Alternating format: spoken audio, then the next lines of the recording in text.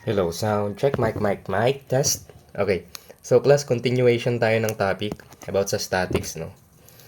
And di ba yung una nating na-discuss is about point loads, yan. Which is easy lang naman siya, di ba? Kasi yan, rekta lang siya. Yan, isa lang. Pero dito class, sa distributed load, medyo kailangan natin mag-effort.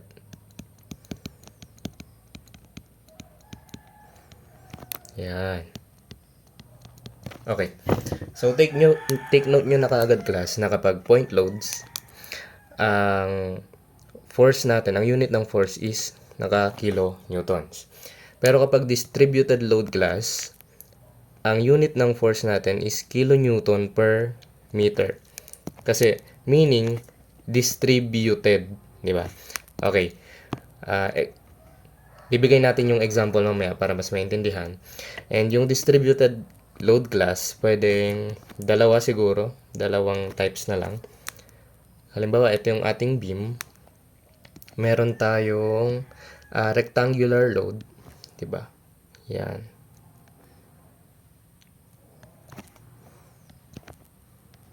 Lalagyan ko na lang siya ng step class para hindi kayo malito. Okay. Sabihin natin ito yung rectangular load.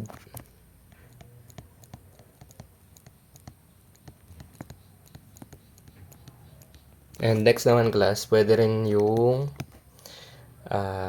triangular load. Yan.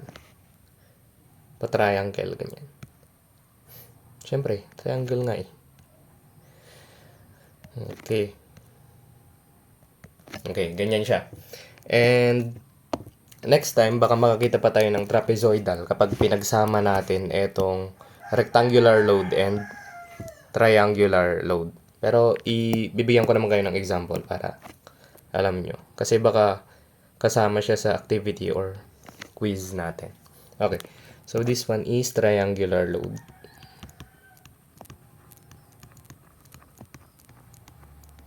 Okay, so paliitin ko lang. Gagawa natin siya ng step paano mag-solve ng ganyan. Mamaya na yung inclined pagkatapos. Okay. Sir, bakit siya kilonewton per meter? Di ba ang sabi ko yung point load is kilonewtons and ang distributed load is kilonewton per meter. Kasi class, kung makikita nyo, itong distributed load natin, naka-distribute siya all over the beam. Paano sir kapag hindi siya distributed all over the beam? Halimbawa, ganito lang siya. Eto. Tapos, ganito lang, kalahati lang, no? Ang tawag pa rin dito, class, is distributed load pa rin. Basta, class, pag nakita nyo na marami siyang parang ganito, force na paibaba. Distributed load ang tawag yan. Okay.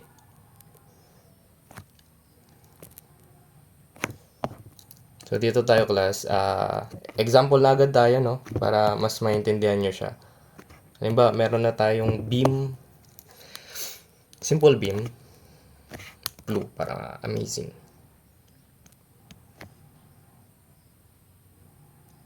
Okay, dito muna tayo sa rectangular load class. Yan. Tapos, meron daw tayong length ng beam na 10 meters. Tapos yung value ng distributed load natin is 20 kilonewtons per meter, di ba? Okay. So ganito siya class. Lagyan natin ng step pero next time kapag magaling na kayo, hindi niyo na kailangan na ganito. So step 1 siguro, no. Solve for the area.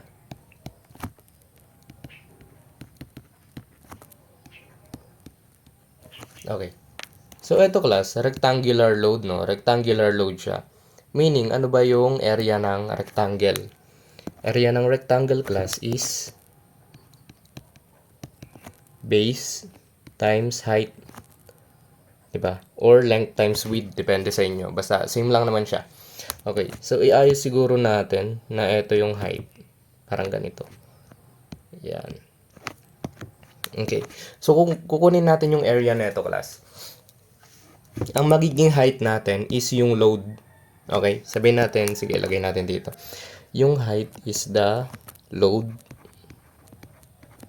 Diba? Tapos, yung base natin, class, is the length ng beam.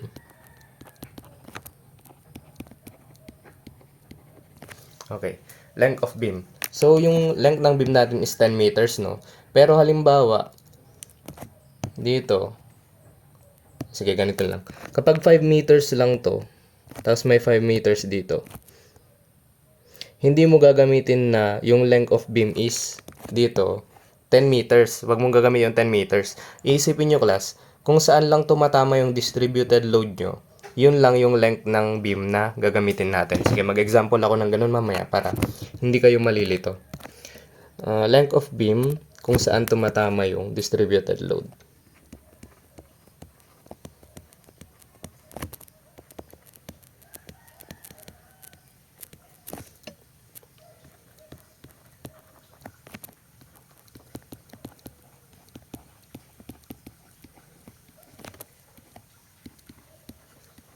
Yan.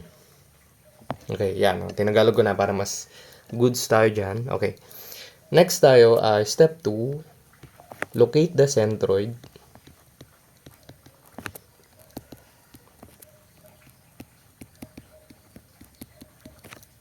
Then, put point load there. Ganyan. Papalaban tayo sa English. Okay. So, ito kasi, class, etong distributed load na to, yung mga distributed natin na yan, distributed load natin yan, pwede natin siya gawin na point load lang. Kasi, di ba, kapag meron tayong beam, yan, yung beam natin halimbawa, tapos maraming point load yan, di ba, ganyan. Kahit mga 10 na point loads yan, kayang-kaya natin siyang isolve. Kasi, ang kinatatakot ng mga students, paano sir kapag yung beam natin is kakaiba na? Kumbaga ganito na siya. Marami ng load, no? Halimbawa, meron tayong rectangular. Tapos magiging ganyan, magiging trapezoid na siya. Di ba? Tapos meron pa ulit na isa pang ganun. Di ba? Kapag ganyan na, class, medyo natatakot na yung students. Pero tatandaan nyo, class, na etong rectangular load na to, pwede na natin siyang gawin na point load. Tapos etong triangular load na to, class, pwede rin natin gawing point load. So kumbaga, yung dalawang shape na to, class, etong rectangle and triangle, magiging dalawang point load lang yan. Gagawin lang natin siyang point load. Kaya wag kayong matatakot. Isipin nyo lang yung steps. Kahit medyo matagalan kayo, class, sa steps, ang mahalaga, naiintindihan nyo siya. Okay. So ganito muna, no? Okay.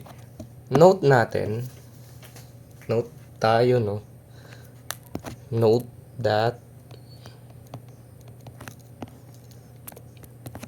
centroid of rectangle is at the middle. Okay. Ano yung meaning netong at the middle, sir? Middle of length. Length na lang of distributed load. Okay. Sir, paano mag-locate ng centroid? Halimbawa, ito yung distributed load natin. Ayan. Yung distributed load natin, nakatira siya. Yung mga yan, no? Nakatira siya at 10 meter na span ng beam, no? 10 meter ng span ng beam. So, eto, class, hindi naman nagmamatter yung drawing nyo ng mga ganito, no? So, kahit dagdagan nyo lang, okay lang siya. Pero, mas okay na, konti na lang. Kasi, meaning lang naman nun is naka-distributed load na siya kaagad. Huwag na kayo magsayang ng oras na pagandahin yung drawing nyo. Okay. So, ilolocate daw natin yung centroid. Ang centroid daw ng rectangle is at the middle of the length of the distributed load.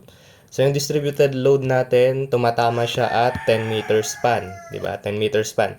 So, kung ilolocate natin yung centroid, nasa middle lang daw siya ng length.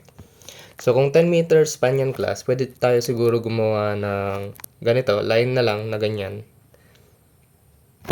Tapos, andyan daw yung centroid. Or, kung gusto nyo, kung ayaw nyo ng ganito, class, hindi, mas maganda yung ganyan. Mas maganda. Kumbaga parang hinati nyo lang, pero hindi nyo siya hinati. Kumbaga invisible line lang siya, pero meron siya. Okay. So, ganyan lang siya. Locate lang muna, no? Locate lang muna. Tapos, ang sabi daw is, put daw ng point load there. So, mamaya na natin siya gagawin, no? Okay. Kunin muna natin yung step 1. Step 1 tayo, solve na natin siya. Step 1, ayan. Find the area daw, solve for the area. Ang area natin, class, is 20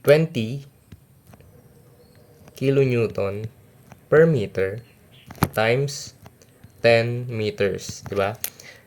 Yung height natin is 20, tapos yung base natin is 10 meters, di ba? Okay. Dahil dyan, di ba yung distributed load natin naka kilonewton per meter. Magta-times tayo ng 10 meter, meaning, yung meter natin dito, class, is maka-cancel na siya. Okay?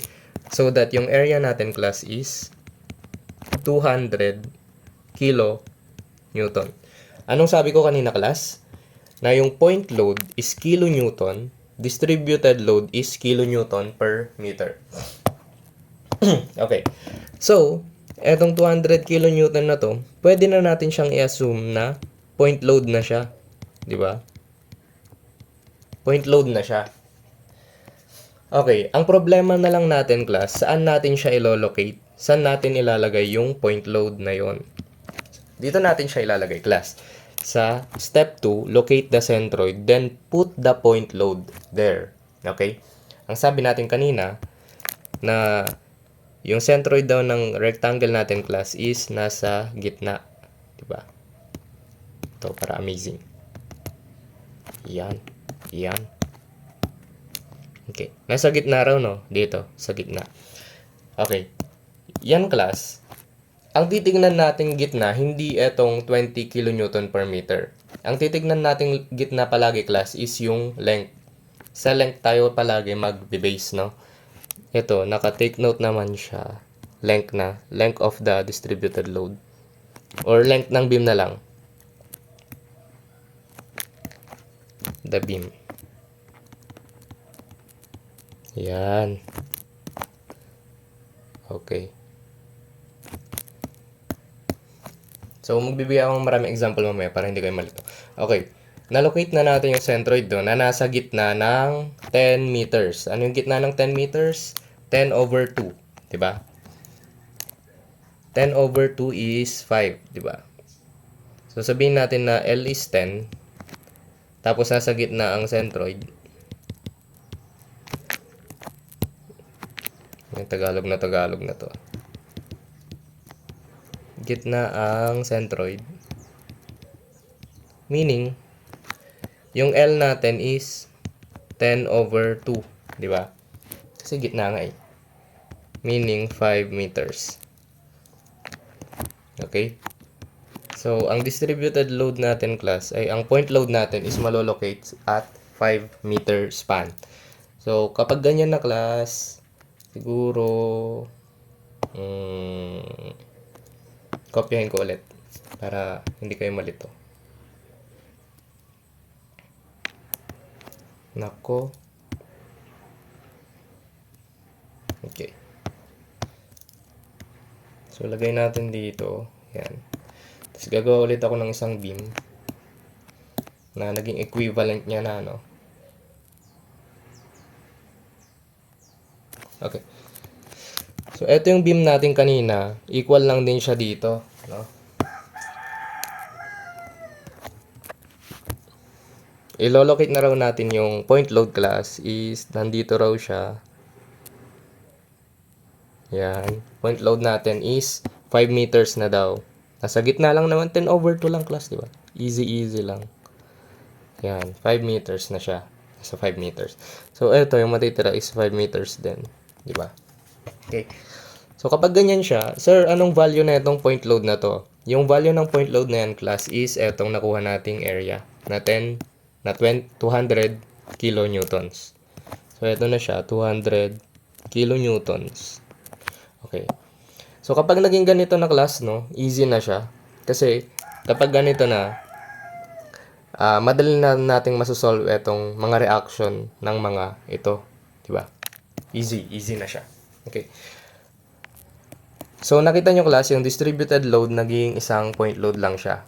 Okay lang tayo dyan. Pero class, kapag expert na kayo, halimbawa, no, na hindi na kayo magdo-drawing ng ganito ulit. Kapag na-locate nyo na yung centroid, no, di ba ang centroid natin is nasa gitna lang. Yan. Ito yung kumbaga guide natin. So, pwede na natin ilagay yung point load dyan. Yan. Tapos, andito na yung 200 kilonewtons, no? Tapos, isipin nyo na lang na invisible na to. Kumbaga wala na siya, no? Tapos yan, i-moment nyo na lang siya. Di ba? Tapos ilalagay nyo na lang yung distance dito na 5 meters. And yung distance din dito na 5 meters. Okay, class? Pero, mas maganda siguro, stick muna kayo sa ganito. Para kapag meron na tayong mga trapezoidal load, ganun, hindi kayo masyadong malilito. Okay? So, next na tayo. Kapag kukunin nyo yung reaction niyan, class, at A, reaction ng A, Y, AY na lang. AY is 100, tapos BY is 100 din. AX is 0.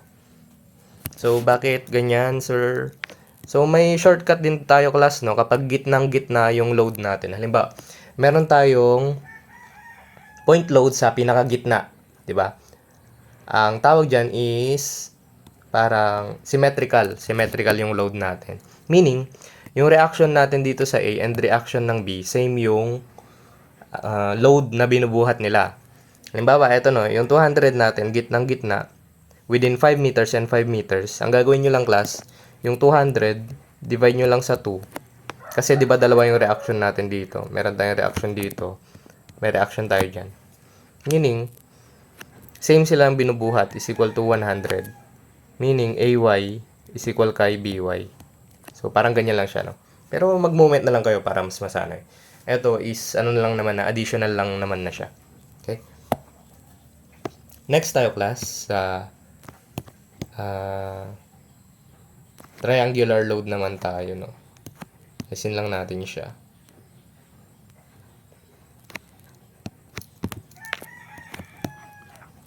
So, triangular load, pwede rin daw siyang maging point load lang din.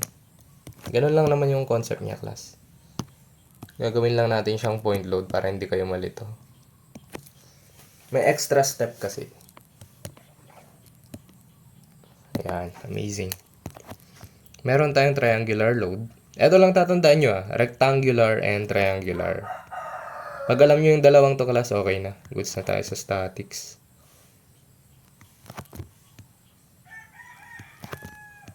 Okay, ganyan. So, meron daw tayong 30 kilonewton per meter pa rin. Di ba? Kasi distributed load nga siya. Meaning, naka-kilonewton per meter. Okay. Step 1 tayo, class. Solve the area. Ano bang area ng triangle, class? Area is equal to 1/2 ng base times height, di ba? Or base times height all over 2. Baka may nalilito. Ganyan na lang. Okay, so ang area natin, class, is ano yung base natin? Base natin is yung 10 meters, di ba? 10 meters times ano yung height natin, class? 30 kilonewton per meter, di ba? 30 kilonewtons per meter. Tapos baka makalimutan nyo, class, yung over 2, no? 1/2 base times height. Dito, class, makakancel natin yung meter, di ba? So that yung area natin, class, will be 150 kilonewtons. Pangit bakit ganon? Ayan. Okay. So, naka-kilonewton na siya, class, no? Meaning, point load na siya. Okay. Easy lang, di ba? Ang easy. Number 2, solve the... Hindi, locate the centroid.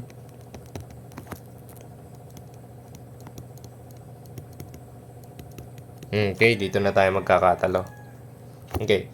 Halimbawa, bigyan ko kayo ng maraming example para hindi kayo malito next time. Okay. Yan, meron tayong pag ganyan. Tapos pag ganito. Yan. Tuturo ko na ba yung pahaba? Hindi, next time na yan para hindi kayo malito. Ganito muna, pahiga muna, no? Pahiga muna tayo. Tapos ito yung distributed load natin. Babam. Bagang. Yan, paldo. Okay. So, ganito lang, class. Ang centroid kasi ng triangle natin is nahahati sa dalawa. No? Meron tayong tinatawag na 2/3 ng length. 2/3 ng length and 1/3 ng length. Yan. 'Di ba kasi sa dito sa ating rectangle, ang centroid natin is L/2 lang, parang ganito. Centroid, yan. Length over 2 lang siya, 'di ba? And length over 2. Kaya same lang sila, no? Okay, gets naman na yan, gets na. Madali lang siya yung rectangle. Gitna lang, gigitnain mo lang yung 10 meters, okay? Okay. So, 2/3 ng length and 1/3 ng length. Halimbawa, meron tayong length na 10 meters na rin. Sige, 10 meters para amazing. Tapos dito meron din tayong 10 meters. Ayan. Okay. So, sir, saan namin malalaman kung nasan yung 2/3 ng length and 1/3 ng length? Diba? So, malalaman nyo dito, class. Kung nasan yung ulo, halimbawa, 2/3 ng length, meaning mas malaki yung isa. Okay, maglagay tayo ng line. Dito, ang centroid niyan dyan, tapos dito. Okay, sir, saan namin malalaman kung nasan yung 1/3 and 2/3? Okay. So, yung 1/3 class, laging nasa dito sa ulo. Kumbaga yung pinakamalaking height, nandito palagi yung 1/3 ng length. Gets ba? So, kung nandito siya sa ulo na to, dito naman sa next figure, andito naman siya. 'Di ba? Easy lang naman, 'di ba? Ang dali lang tandaan. So, kung nasan yung ulo, class, andun yung 1/3 ng length. Yan. Tapos, eto naman, class, is 2/3 ng length. Gets ba yan? Next naman, dito is 1/3 yung length. 2/3 naman yung length dito. Yun lang yung medyo nakakalito dito sa triangle, pero madali lang naman siyang i-locate.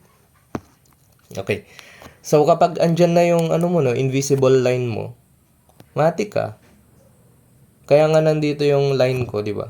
Kaya nga nandito yung line ko. Kasi eto is 1/3 lang ng length.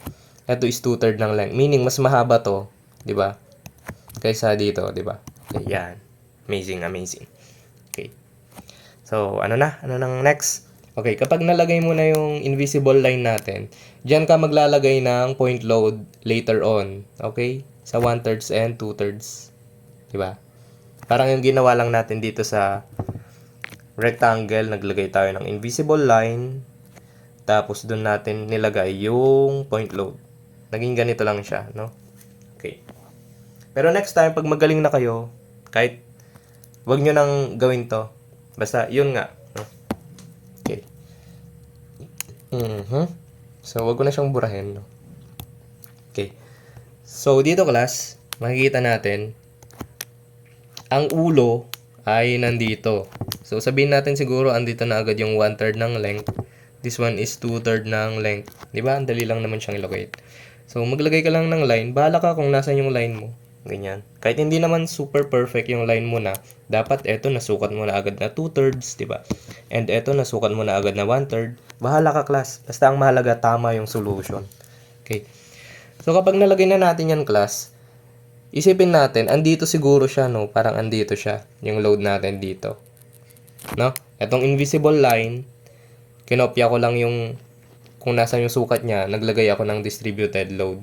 No? Okay. So, ang load natin is, nakikita natin na eto, 150, no? 150 kilonewton. So, yun na ilalagay natin doon.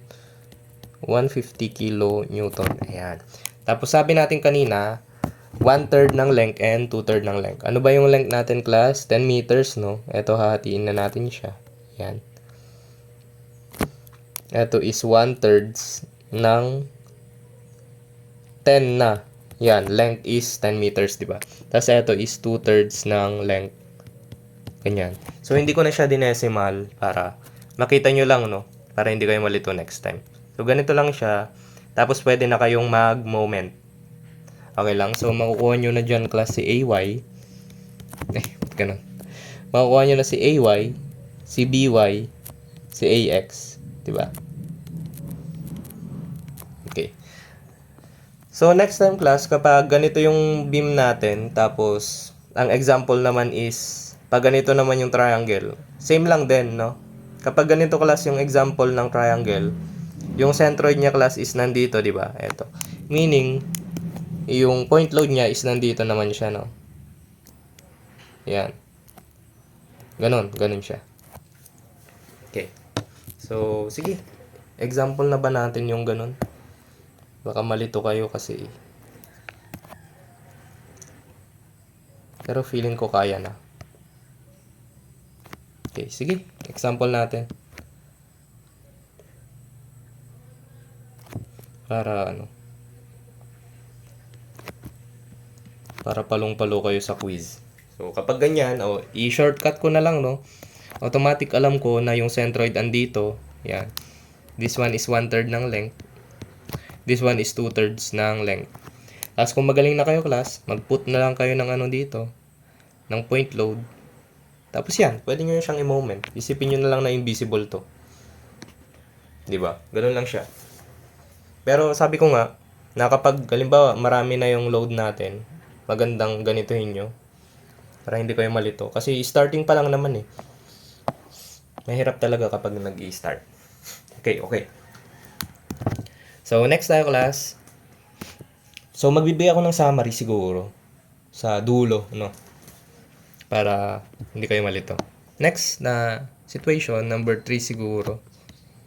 Magbigay tayo ng hindi all over the span yung distributed load. Halimbawa, andito. Ayan. Tapos na. Yan. Tapos 10 meters siya, pero dito isipin natin na siya lang ay 6 meters siguro. Beam, bam, boom. Yan. Okay, 6 meters. Yan, aha. So, pwede natin siyang i-equal kung gusto nyong, di ba? Para isa kayong astig.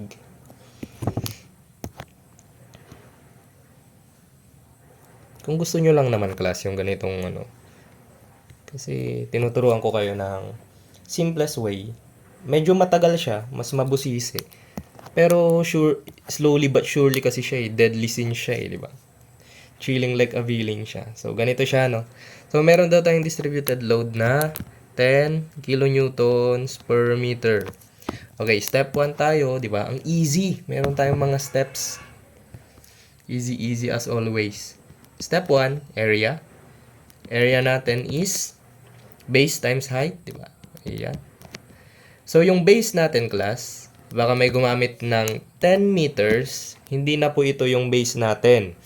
Yung base natin, class, is kung saan lang tumatama yung distributed load. Di ba? Amazing. So, 6 meters, baka may malito po kasi dyan. 6 meters times 10 kilonewtons per meter. Amazing. So, yung meter class is always maka-cancel. Area natin class will be 60 kilonewtons. Diba? Amazing na yan. Kapag ganyan, baka may magtanong, no? Sir, pag na-convert ba namin yung area, may points na? Wala po.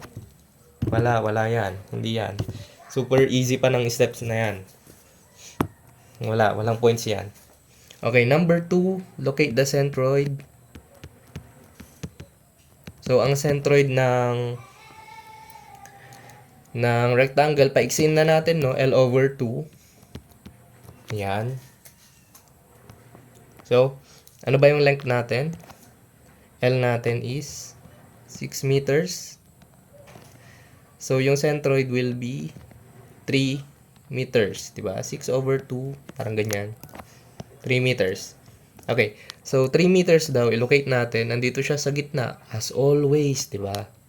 Okay. Kapag nandyan na, pwede na nating either maglagay tayo ng point load kung magaling na kayo. Yan.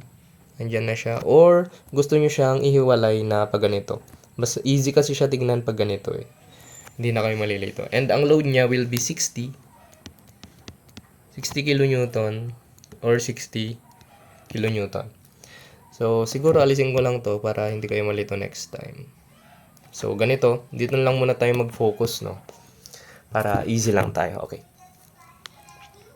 Tapos, yung location ng centroid is, kung 6 meters siya dito, class, burahin ko na, no? Sabihin natin 3 meters na siya.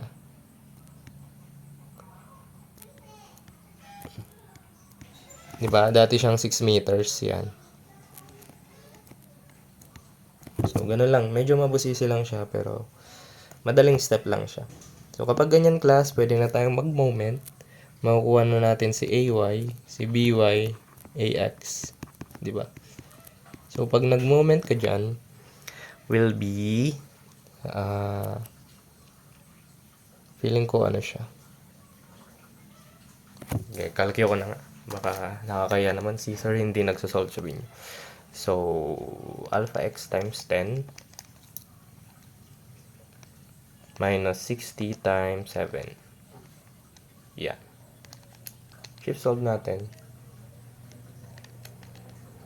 42. So, this one's 42. Yung by natin will be 60 minus 42, 18 na lang, di ba? Summation forces ng vertical. AX natin always 0. Okay.